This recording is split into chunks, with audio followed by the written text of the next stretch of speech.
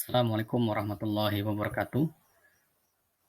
Salam sehat dan bahagia, Bapak Ibu, calon guru penggerak Angkatan 7 dimanapun Bapak Ibu berada. Dalam kesempatan ini, saya ingin mengelaborasi mengenai koneksi antar materi serta kesimpulan dan refleksi pemikiran Ki Hajar Dewantara yang terdapat dalam modul 1, khususnya di tugas modul 1.1.A.7. Dalam kesempatan ini, izinkan saya, nama Rozali, calon guru penggerak Angkatan 7 Kabupaten Kuta Timur, dari SMA Negeri 1 Marancalong, dengan fasilitator Bapak Abidin, dan pengajar praktik Bapak Muhammad Tahir. Nah, Bapak Ibu, dalam kesempatan ini, izinkan saya untuk merefleksikan diri saya dengan 3 bentuk pertanyaan pemantik yang ada dalam modul 1 ini. Yang pertama adalah, apa yang saya percaya tentang murid dan pembelajaran di kelas sebelum saya mempelajari modul 1.1 ini. Yang kedua, apa yang berubah dari pemikiran atau perilaku saya setelah mempelajari modul ini. Dan yang terakhir, apa yang dapat segera saya terapkan lebih baik agar kelas mencerminkan pemikiran Ki Hajar Dewantara. Jauh sebelum mempelajari modul ini, saya mempercayai beberapa hal tentang murid dan pembelajaran di kelas, yaitu antara lain, mempercayai bahwa peran seorang guru jauh lebih dominan di kelas dibandingkan muridnya. Bapak Ibu, pernahkah Bapak Ibu merasakan ketika selesai mengajar, badan kita terasa capek, terasa lemes, bahkan haus dari proses belajar mengajar yang kita ampuh dari pagi hingga siang? Kita merasakan hal ini. Hal ini menandakan bahwa sebenarnya yang aktif dalam pembelajaran tadi adalah seorang gurunya, bukan pada murid-muridnya. Yang kedua, metode ceramah adalah cara paling efektif dalam mengajar di kelas. Sudut pandang ini seringkali membuat saya sebagai seorang guru terjebak oleh statement ini karena merasa bahwa sebagai seorang guru tidak adil jika tidak banyak berbicara dan mengambil peran di kelas. Padahal metode ini sekiranya tidak relevan lagi dalam tuntunan kita sebagai guru untuk mengajar dan mendidik dalam kelas. Yang ketiga, kurang memahaminya karakteristik murid-murid di kelas. Sebagaimana yang kita ketahui Bapak Ibu, dari sekian banyak siswa kita di kelas, tidak semuanya mempunyai karakter yang sama. Mereka punya karakter yang berbeda-beda. Mereka ada tipe pembelajar yang audio, ada pula yang mereka tipe pembelajar yang visual, dan kombinasi dari audio visual tersebut.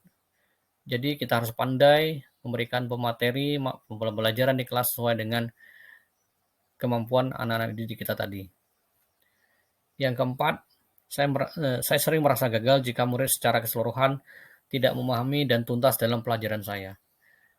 Sudut pandang ini sering saya rasakan ketika perolehan capaian nilai anak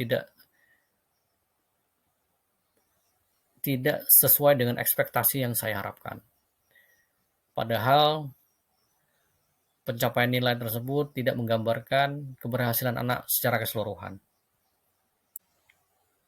Perubahan dari pemikiran serta perilaku saya setelah mempelajari modul 1 ini, yaitu antara lain, yang pertama adalah pembelajaran yang berpusat pada anak dan mampu menciptakan suasana yang nyaman dalam belajar.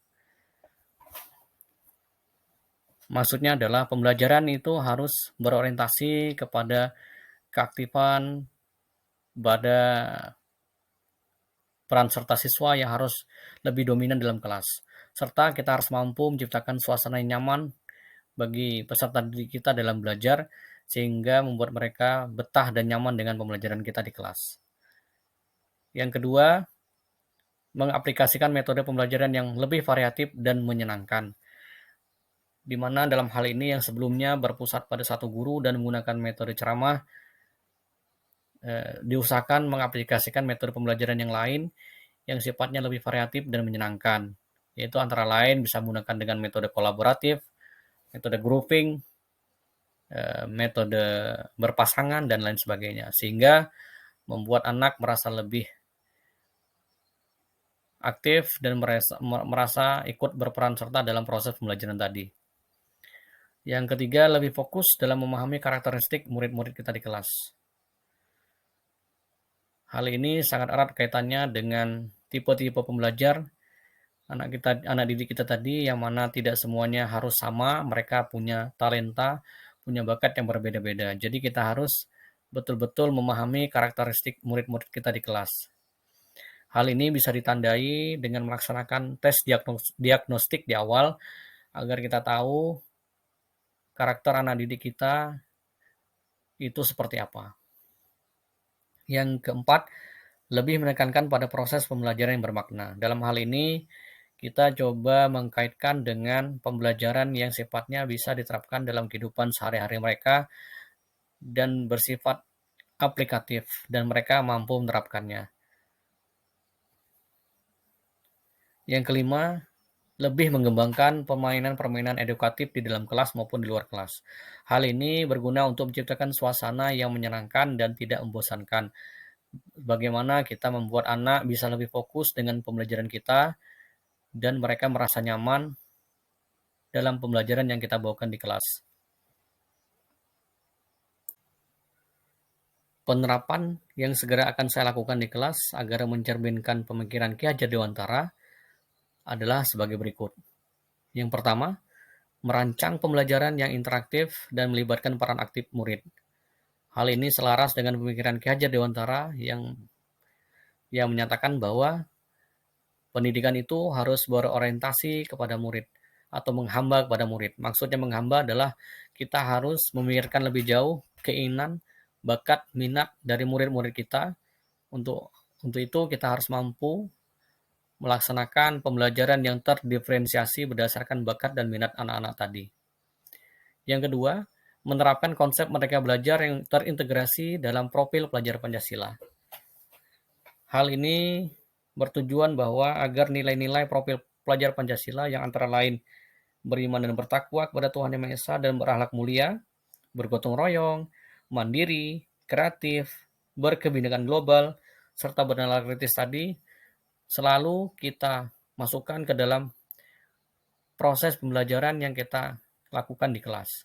Dan semaksimal mungkin kita melaksanakan, menerapkan konsep Merdeka Belajar, di mana kita tidak harus selalu mengarahkan siswa-siswi kita untuk mengikuti apa yang kita mau berdasarkan capaian yang kita inginkan di kelas.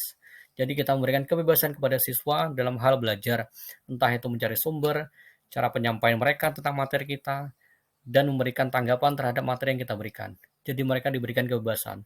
Tidak lagi harus diarahkan untuk mengikuti gaya yang gurunya mau di kelas. Yang ketiga, menerapkan pembelajaran dengan dasar kearifan lokal dan budaya. Hal ini sebagaimana kita ketahui bahwa di era zaman digital seperti ini, sangat rentan anak-anak kita, murid-murid kita terpengaruh dengan budaya luar yang sifatnya tidak baik. Untuk itu, sebagai guru, kita harus mampu menerapkan pembelajaran yang mempunyai konten-konten kearifan lokal serta budaya. Dalam hal ini, untuk kami di Kutai Timur, ada banyak sekali budaya, nilai-nilai budaya, serta kearifan lokal yang bisa dikaitkan dengan pembelajaran di kelas. Seperti nilai-nilai gotong royong, nilai-nilai menghargai sesama, dan budaya-budaya yang melestarikan daerahnya masing-masing. Seperti kami dari Kutai bisa menggunakan tarian, olahraga tradisional, dan lain sebagainya. Yang keempat, berusaha keras untuk tidak menuntut, namun lebih kepada menuntun. Hal ini selaras dengan pemikiran Ki Hajar Dewantara bahwa seorang guru itu adalah seorang yang bersifat among, yaitu menuntun mereka untuk mencapai keselamatan dalam kehidupan mereka sehari-hari, baik sebagai anggota individu maupun sebagai masyarakat. Yang kelima, pembelajaran yang seirama dengan kodrat alam dan zamannya. Hal ini sangat mutlak harus dilakukan karena apa yang kita dapat dulu pada saat di bangku pendidikan di perkuliahan, bagaimana cara mengajar, tidak relevan lagi dengan kondisi di mana kita mengajar pada saat ini, yaitu di zaman era 21, semua hal bersifat digital. Untuk itu kita harus mampu mengimbangi paling tidak, namun tidak boleh untuk menghadang sifatnya. Hal ini diibaratkan seperti kita menghadang air bah yang sangat besar, sedangkan kita berada di tengah-tengah. Hal ini akan membuat kita hanyut, namun kita posisinya lebih baik mengikuti arus tersebut, tidak boleh menghadang. Jadi kita harus mampu mengupgrade diri, memperbaiki diri dalam hal pengajaran yang harus selalu disesuaikan dengan keadaan alam dan zamannya pada saat ini. Jadi kita harus terbuka terus diri untuk selalu berkembang dan belajar bagaimana bisa melayani peserta didik kita di sekolah berdasarkan kodrat alam dan zamannya. Adapun kesimpulan yang bisa diambil dari koneksi antar materi dan refleksi kritis terhadap pemikiran Ki Hajar Dewantara adalah yang pertama, kita harus mampu memberikan kemerdekaan belajar pada murid. Hal ini perlu kita terapkan bagaimana kita bisa memberikan kepada siswa bentuk kebebasan dalam belajar, dalam artian kebebasan mereka berekspresi, kebebasan mereka dalam mengembangkan bentuk pembelajaran mereka di kelas, bagaimana mereka menanggapi sebuah materi berdasarkan kemampuannya masing-masing.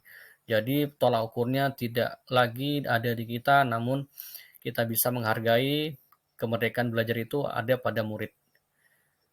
Jadi prosesnya tidak harus serta-merta sesuai dengan apa yang kita inginkan. Namun cerminnya adalah keberanian siswa kita, keaktifan siswa kita. Hal itulah yang harus kita fasilitasi dan kita berikan kemerdekaan belajar bagi mereka. Tidak perlu memandang hasil yang berupa numeral atau angka-angka, namun kita harus mampu memberikan penghargaan bagi siswa-siswa kita yang sudah mampu memberikan pendapat, saran, dan berani tampil di depan umum. Begitulah mungkin kira-kira kemerdekaan belajar yang harus kita coba terapkan di sekolah maupun di kelas. Yang kedua adalah kita harus mampu menebalkan laku murid. Hal ini selaras dengan pemikiran Ki Hajar Dewantara bahwa murid-murid kita itu, anak-anak kita itu telah lahir dengan membawa bakat-bakat mereka. Namun bakat-bakat tersebut masih terlihat samar-samar.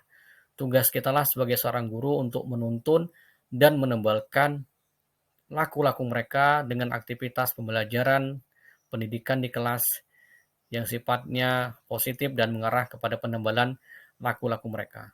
Jadi siswa kita tidak lagi dianggap sebagai kertas kosong yang akan kita coret di kertas tersebut sesuai dengan yang kita mau.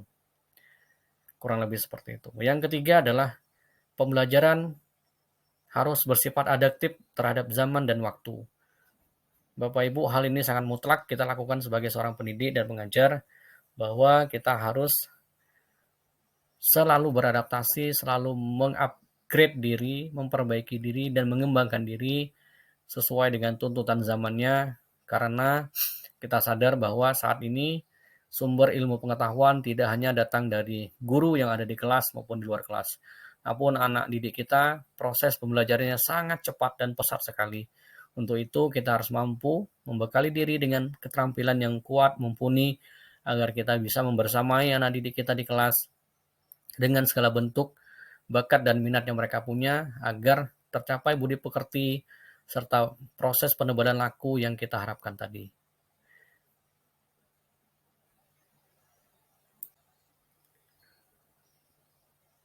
Bapak Ibu, terima kasih telah mendengarkan dan menonton video koneksi antar materi dari saya.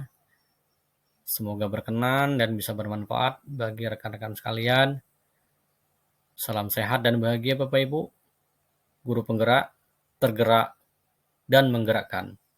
Sampai jumpa.